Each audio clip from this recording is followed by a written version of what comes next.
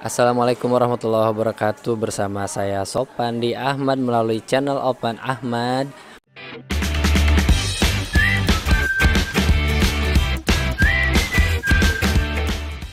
Pada tayangan ini saya akan membahas lanjutan pembahasan dari bab bangun ruang sisi datar. Dan sebelumnya kita telah membahas bagaimana unsur-unsur dari bangun ruang sisi datar, dilanjutkan dengan bagaimana jaring-jaring bangun ruang sisi datar. Nah, untuk kali ini yang akan kita bahas mengenai diagonal bidang, diagonal ruang, dan bidang diagonal pada bangun ruang sisi datar. Dan pada pembahasan ini akan kita ambil bagaimana diagonal bidang diagonal ruang dan bidang diagonal ini pada bangun ruang kubus ya. Nah, seperti biasa karena kubus ini cukup mewakili bangun ruang sisi datar dan diharapkan walaupun yang kita bahas pada kubus tetapi dapat diterapkan pada bangun ruang sisi datar lainnya. Oke, kita lihat yang pertama.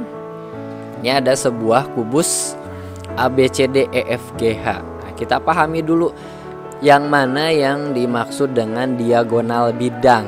Nah, sebelumnya pada bangun datar sendiri ya itu pernah dibahas apa itu diagonal. Nah, pada kali ini tidak jauh berbeda dengan diagonal pada bangun datar. Sebenarnya diagonal ini, diagonal bidang ini, karena kalau dilihat-lihat dari istilahnya sendiri diagonal bidang artinya diagonal yang terdapat pada bidang.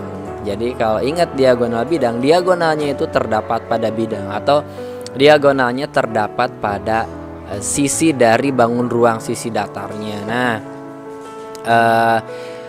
ambil aja contoh, katakanlah saya ambil contoh bidang ABFE ya. Kita lihat pada bidang ABFE itu kan ada rusuk ya, di sana ada rusuk AB, ada BF, ada EF, ada AE. Nah, itu kan disebutnya rusuk ya. Kemarin itu sudah dijelaskan pada unsur-unsur.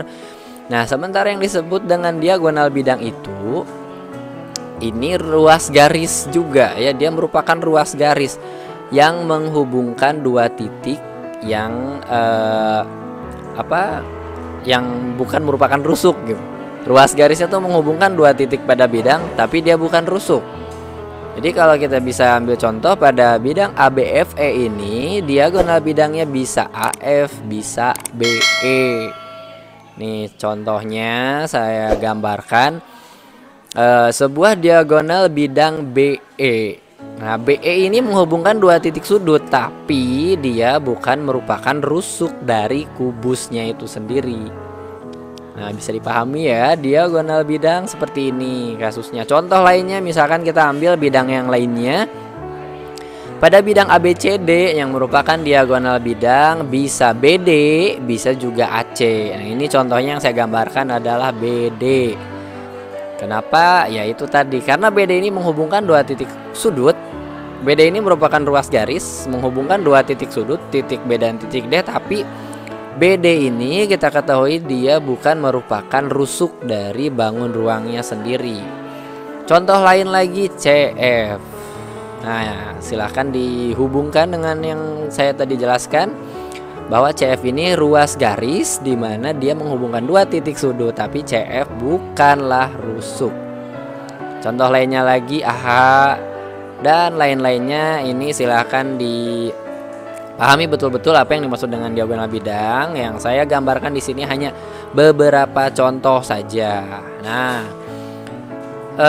bagaimana ukuran dari diagonal bidang? Nah, ini ada kaitannya dengan pokok bahasan sebelumnya yang pernah kita bahas, yaitu mengenai teorema Pitagoras. Itulah kenapa sebelum kita belajar bangun ruang sisi datar ini, terlebih dahulu kita mempelajari teorema Pitagoras. Karena untuk memperoleh ukuran dari diagonal bidang itu kita gunakan teorema Pitagoras. Nih, kita perhatikan diagonal bidang BE Nah, kalau kita lihat-lihat itu dari BE ini bisa kita jadikan salah satu dari sisi-sisi segitiga siku-siku. Bisa BFE, bisa ABE. Nah, katakanlah kita ambil segitiga siku-siku ABE. Nah, kenapa dia siku-siku? Jelas kalau kubus ini sisi-sisinya kan merupakan persegi, di mana sisi-sisi di mana bangun persegi itu sudut-sudutnya itu pastilah 90 derajat, sehingga pada segitiga ABE ini BE akan menjadi hipotenusa ya, atau sisi terpanjang dari segitiga siku-sikunya, di mana masing-masing sisi yang saling menyikunya itu adalah AB dengan BE. Oke, kita lanjutkan. Nah, dari segitiga ABE ini, nah misalkan ya, kita misalkan sisi kubusnya adalah S.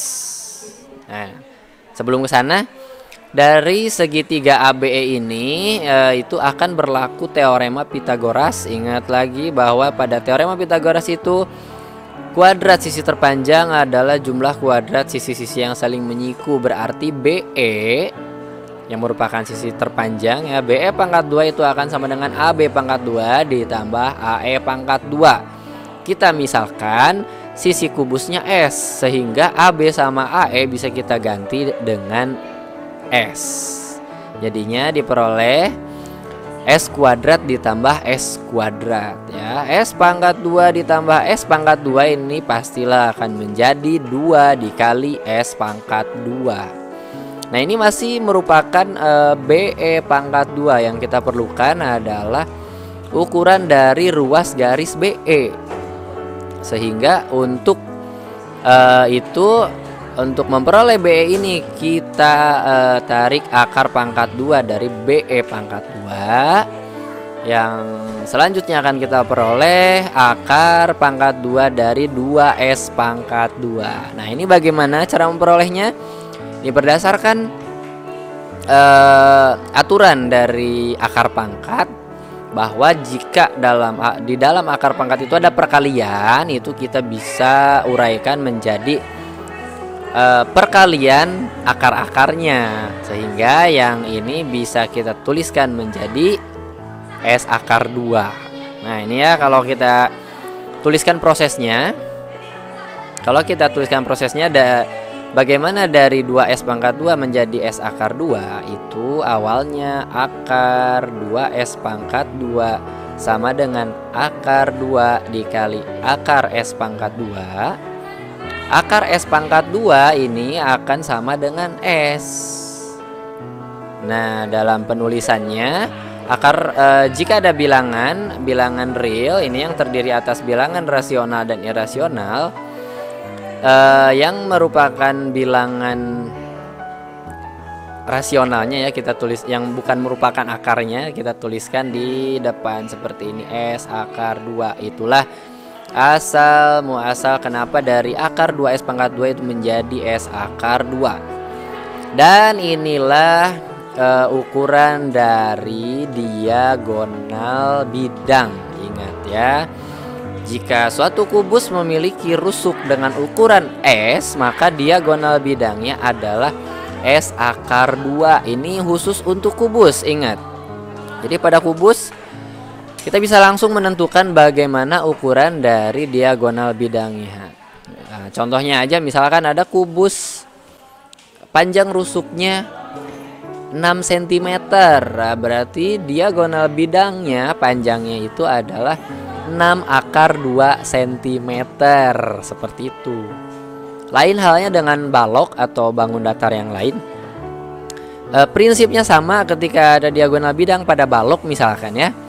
Berarti kita harus menerapkan teorema Pitagoras di sana dengan menggunakan ukuran-ukuran yang ada.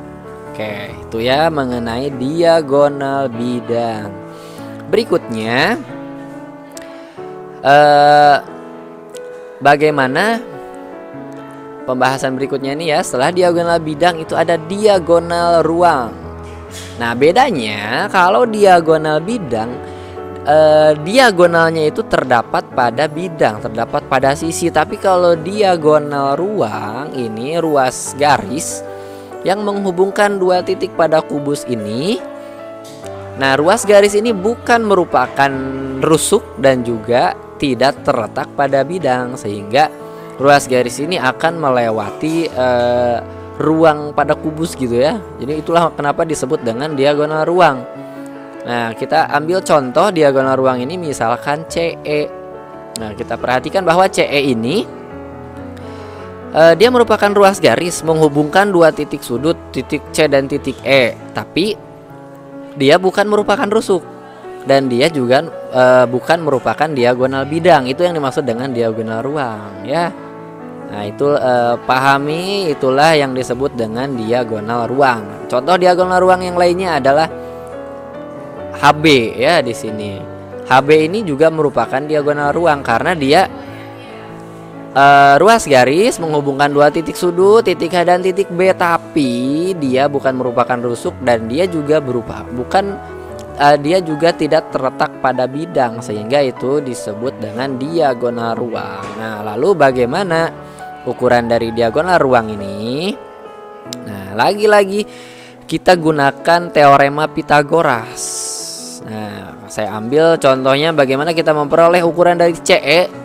Nah, kita lihat, kita buat lintasan di mana CE ini merupakan bagian dari segitiga siku-siku, dan yang paling dekat kita gambarkan segitiga siku-siku CAE.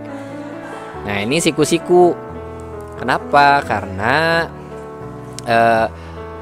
ruas garis EA dengan AC ini pastilah siku-siku gitu. Maka walaupun di gambar ini tidak terlihat seperti siku-siku, tapi coba bayangkan dalam ruang ini pastilah sudut siku-siku.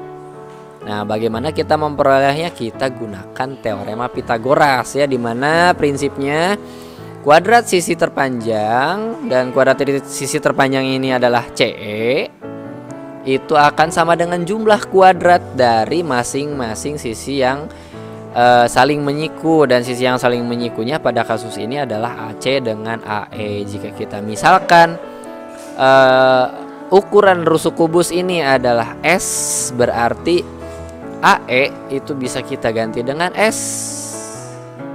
Sementara AC ini sudah dibahas sebelumnya, ini merupakan diagonal bidang, sehingga AC ukurannya kalau rusuknya S berarti AC-nya adalah S akar 2.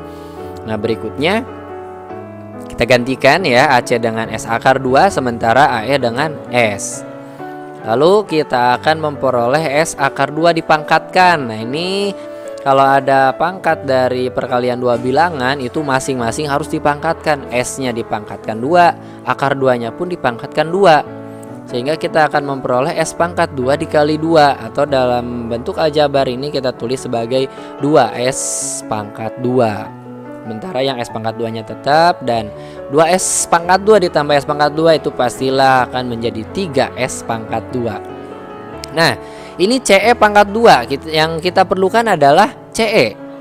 Nah, berdasarkan prinsip yang sebelumnya tadi kita bahas, berarti untuk memperoleh CE ini kita akarkan 3S pangkat 2, dan kita akan memperoleh akar dari 3S pangkat 2 yaitu S akar 3. Nah, itulah ukuran dari diagonal ruang ya.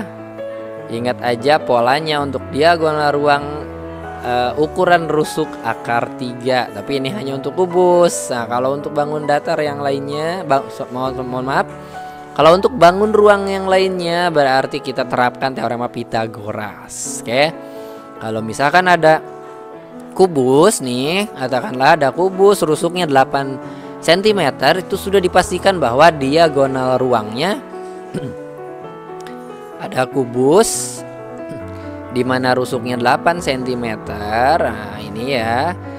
Kalau ditanya diagonal bidang, berarti diagonal bidang ini 8 akar 2 cm. Sementara kalau yang ditanya diagonal ruang, itu 8 akar 3 cm. Ya, kalau diagonal bidang dikali akar 2 ya rusuknya, kalau diagonal ruang rusuknya dikali akar 3. Oke. Satu lagi, selain perlu dipahami antara diagonal bidang dan diagonal ruang, ada satu lagi dalam bangun ruang ini, dalam bangun ruang sisi datar ini, itu dikenal dengan bidang diagonal. Nah, kalau yang tadi merupakan ruas garis, bidang diagonal ini merupakan bidang yang menghubungkan dua rusuk, tetapi dia bukan merupakan sisi ya, bukan merupakan sisi dari bangun ruangnya. Sehingga kalau kita ambil contoh bidang diagonal ini, contohnya adalah BCHE. Nah, ini merupakan contoh bidang diagonal. Jadi dia merupakan bidang. BCHE itu bidang dan dia menghubungkan dua rusuk, rusuk BC dan rusuk EH, tapi dia bukan merupakan sisi atau bidang dari bangun ruang. Dan kalau kita lihat penampangnya, BCHE ini adalah bentuk persegi panjang ya. Nah, BCH ini bentuk persegi panjang, di mana BC-nya sendiri ini merupakan panjang rusuk. Nih, BC merupakan panjang rusuk. Sementara BE, nah BE ini kan ruas garis ya, ruas garis pada bidang. Berarti BE ini akan menjadi diagonal bidang. Seperti itu. Bidang diagonal pada kubus. Dan ini kalau misalkan kita tentukan ukurannya, misalkan kubusnya ini memiliki panjang rusuk S, berarti BC akan sama dengan S, sementara BE akan sama dengan S akar 2. Seperti itu ya. Sehingga pada bidang diagonal ini yang merupakan bentuk persegi panjang, jika kita ingin mengetahui luasnya, berarti luasnya itu panjang kali lebar, S akar 2 dikali S, yaitu S pangkat 2 akar 2. Nah, itu luas dari bidang diagonal. Ingat ya, bedakan antara diagonal bidang itu ruas garis, diagonal ruang juga merupakan ruas garis. Sementara kalau bidang diagonal dia merupakan bidang ya, bukan lagi ruas garis. Jadi ini kalau dibolak-balik, diagonal bidang, bidang diagonal itu adalah dua hal yang berbeda. Oke? Itulah pembahasan kita kali ini pada pokok bahasan bangun ruang sisi datar mengenai diagonal bidang, diagonal ruang, dan bidang diagonal ya. Silahkan kalau masih ada yang belum dipahami, tinggalkan komentar di kolom di bawah. Dan jika ada bagian video ini yang terlalu cepat atau ada yang terlewat, diulang-ulang saja sampai isi dari tayangan ini bisa dipahami dengan baik. Oke? Sekian pembahasan kali ini mengenai diagonal bidang, diagonal ruang, dan bidang diagonal. Semoga pembahasan ini dapat membantu kamu memahami materi ini. Terima kasih telah menyaksikan tayangan ini. Sampai jumpa lagi. Assalamualaikum warahmatullahi wabarakatuh.